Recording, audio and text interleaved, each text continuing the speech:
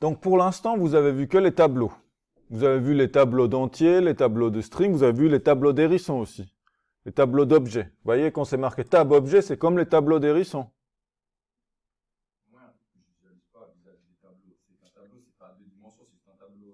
Alors il peut être à 2 dimensions, mais en fait, il peut aussi être à 1 dimension. Alors ça, c'est une excellente question. La grosse différence, c'est qu'un tableau, il a une taille fixe. Par exemple, ici, si on revient là-dessus, si après j'aurais envie, là j'ai mis 1, 2, 3, 4, 5 éléments, vous voyez? Si je veux mettre un 6e, par exemple, je vais lui dire tableau 1 à la position 5, donc le 6e élément, égale 3. Bon, déjà, IntelliJ IDEAL est gentil, il me dit que l'indice, il est en dehors de limite, mais on va quand même le lancer. On va ignorer son warning, on va quand même le lancer.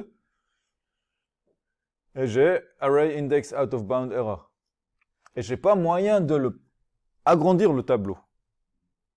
Ça veut dire au début, quand je commence à coder, je dois déjà savoir combien de choses je vais mettre dedans. Dans certains cas, ça pose pas de problème, mais imaginez que vous êtes en train de lire la table d'une base de données, vous savez pas à l'avance combien il y aura de lignes dedans.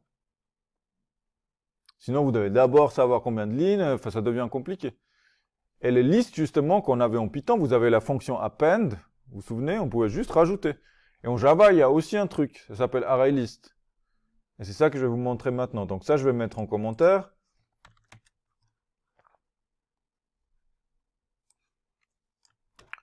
Throws. Voilà. En général, petit à petit, en Java, on bosse plutôt avec les ArrayList qu'avec les tableaux. J'ai quand même mis les tableaux parce que ça peut arriver qu'on a aussi des tableaux, il faut aussi savoir utiliser les tableaux. Mais dans la logique, c'est aussi une séquence de trucs. Ce qui va changer, c'est la syntaxe. Donc, je vais vous montrer celui-là, où on a une liste d'objets, et on veut retourner un objet. Donc, en paramètre, on prend une liste d'objets, et le retour, c'est aussi un objet. Et l'objet, dans un attribut entier, le max. Donc, on va faire le maximum sur l'objet qui a, par exemple, le nombre plus élevé de points. Donc, pour ça, je suis déjà obligé de créer une 3e classe pour pouvoir tester. Et là, vous pouvez utiliser la même classe pour tous vos exemples. Par exemple, moi, je vais prendre une classe joueur échec, un joueur d'échecs. Et puis, je vais lui mettre un entier. Et on va le faire avec les getters, comme ça vous vous habituez. Private int point, le nombre de points. Et puis, du coup, je vais faire la méthode get. Le set, j'aurai pas besoin, mais je vais faire le get. Donc, le get, il retourne quoi? Bon, je me le public, il retourne un entier. Il s'appelle getPoint. Et puis, il retourne quoi? Bah, il retourne tout simplement mon attribut. Je vais aussi faire un constructeur. Donc, joueur échec. Qui prend en paramètre le nombre de points, peut-être. Pour l'instant, j'ai besoin de que ça. Après, on peut rajouter un nom, par exemple. On peut rajouter une autre valeur qui est en double. En fait, les points, ouais, bon, ouais, on peut mettre les points en entier, on peut laisser en entier. Aux échecs, souvent, on a des demi-points, donc c'est un peu, il faudrait mettre double, mais c'est pas grave. On garde ça comme ça, et puis on met ici, on va prendre les points. Et puis, qu'est-ce qu'on fait? On fait 10 points égale points. Est-ce que ça va jusque-là? Quoi, il y a un warning? Oui, bon, ça, vous pouvez l'ignorer, ce warning. Quand il vous dit ça pourrait être final, vous pouvez l'ignorer. Final, c'est comme une constante, c'est-à-dire une fois que vous l'avez initialisé, on ne peut plus le toucher. Mais ça, on ne va pas le faire, c'est trop. Ah oui, merci. Voilà. Non, c'était juste une erreur. Test, liste. Donc ça, c'est le test maximum sur une liste de joueurs. Je vais l'appeler liste objet. Donc, je vais faire une autre méthode pour tester ça. De nouveau, je crée une instance de ma classe des algos. Et qu'est-ce que je vais faire? Ben, je dois créer ma liste. Pour créer ma liste, je dois créer des objets, donc il y a un peu de boulot ici. Donc, je vais vous montrer comment on utilise les ArrayList ici. Donc, un ArrayList, déjà, vous la déclarez comme ça. Vous écrivez ArrayList. Quand vous le choisissez, il vous fait aussi, en haut de la classe, il fait un import de ArrayList. Il le fait automatiquement en IntelliJ IDEA. Mais si j'enlève ça, je vais avoir une erreur. Il va dire cannot resolve symbol. Donc, il faut mettre l'import ici pour pouvoir l'utiliser. Et en plus, on doit lui dire, et ça c'est une syntaxe qu'il faut juste apprendre par cœur, on doit lui mettre, il ne suffit pas de dire que c'est une ArrayList, il faut aussi dire que qu'est-ce qu'elle contient cette liste. Qu'est-ce qu'on met dedans? Et là, on va mettre des joueurs d'échecs. Et ça, c'est le type. Tout ça, c'est le type. C'est le type qui est donc joueur d'échecs. Donc, je vais faire ça sur cette première ligne. Type, liste de joueurs. Après, vous avez le nom de la variable.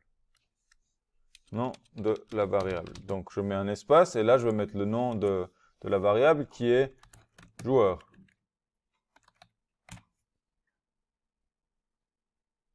OK. Et puis après, on va initialiser avec une liste vide.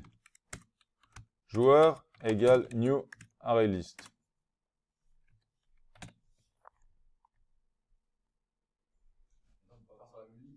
On peut faire sur la même ligne. Je voulais juste vous séparer pour que vous voyez les deux étapes différentes. Vous pouvez très bien mettre ça directement là.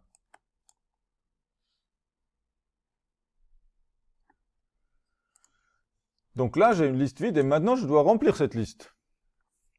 Et pour ça, il faut connaître la version la méthode add. C'est comme la append dans Python. Là, ça s'appelle add. Ça ajoute à la fin de la liste. Et donc là, je vais faire un nouveau joueur avec un nombre de points, je sais pas, 10.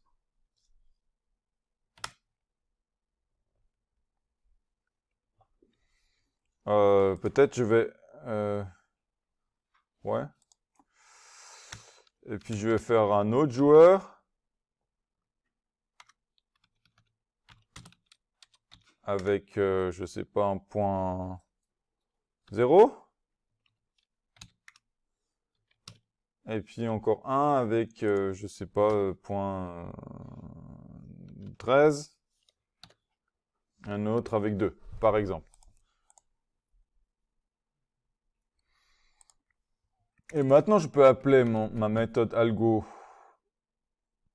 max. Bon, je ne l'ai pas encore écrite, mais je vais quand même déjà le mettre avec joueur comme ça. Et ça me donne un résultat. Le résultat serait de quel type?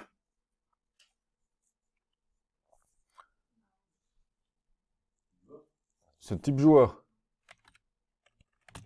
Parce qu'on veut le joueur avec le plus de points. Joueur max point. Ou le gagnant. Ou la gagnante. Hein. Gagnante. Voilà. Donc là, il nous faut écrire la méthode max. Alors, je vais faire une autre. Oui. Mais ça veut dire que c'est vraiment impossible dans les tableaux de rajouter des choses ou... Ouais.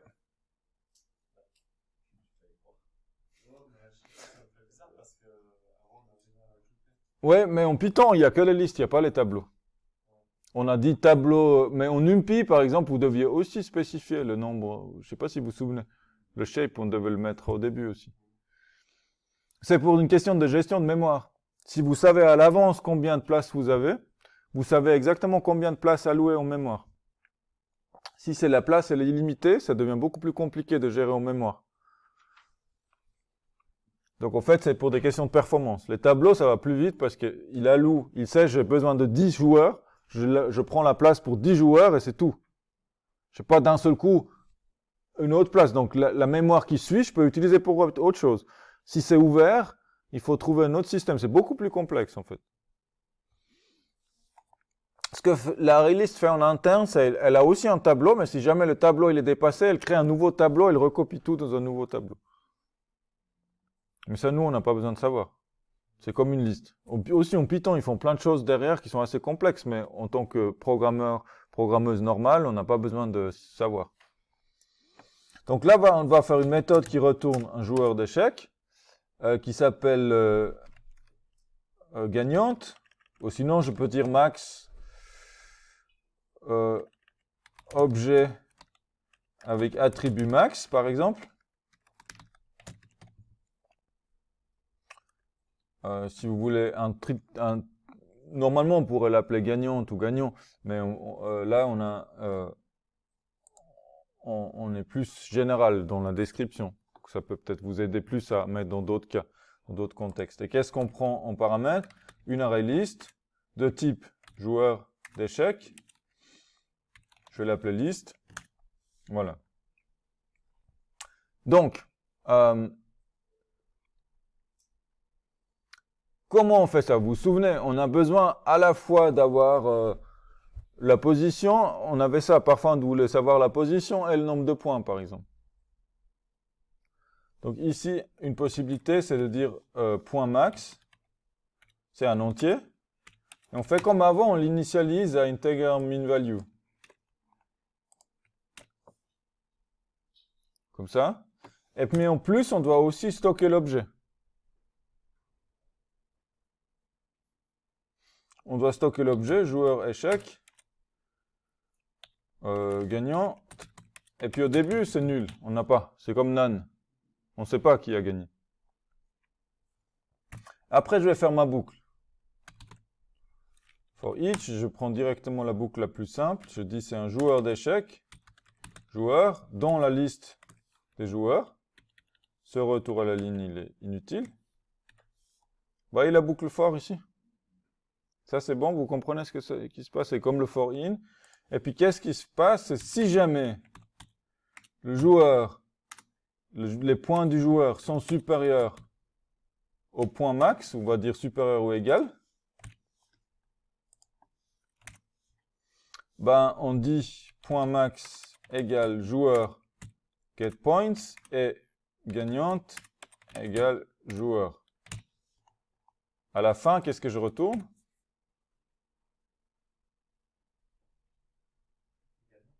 Ouais.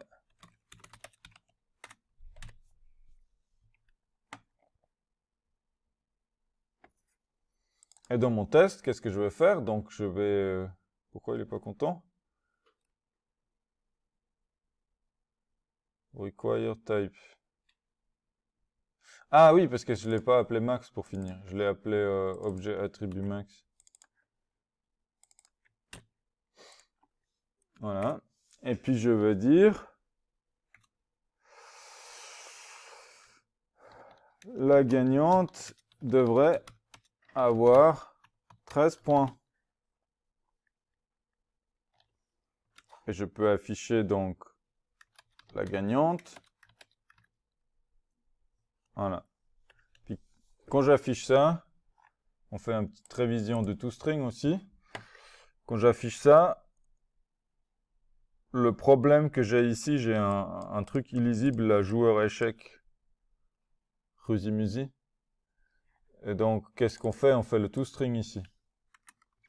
Public string. Vous voyez, quand vous commencez à taper, il vous le propose. Voilà. Là, j'ai fait un toString. ToString de base.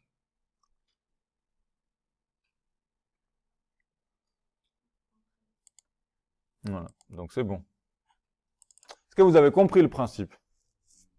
Donc après, il y a du boulot parce qu'il y a différents cas à gérer. Tout ça, il y a l'array list à manipuler.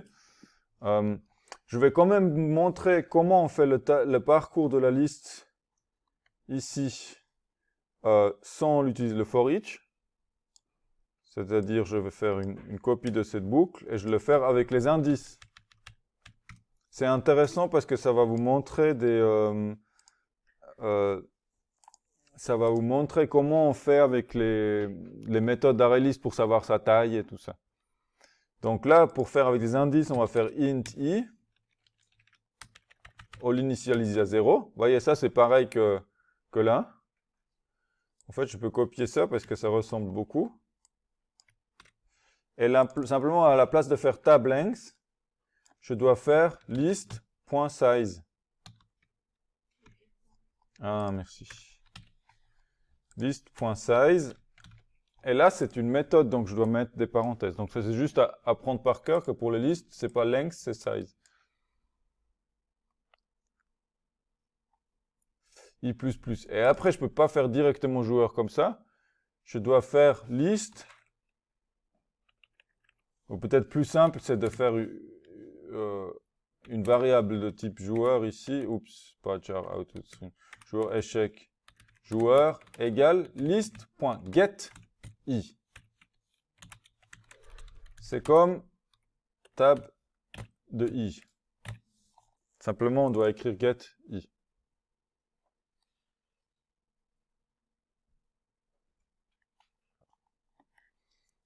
Si je lance ça, ça devrait marcher pareillement. Voilà. Après, il y a d'autres façons d'implémenter ces algorithmes. On doit retourner l'objet. On aurait pu mettre la position. On aurait pu mettre juste le joueur gagnant et nul et utiliser son attribut. Il y a différentes façons. Qu'est-ce qu'on n'a encore pas fait?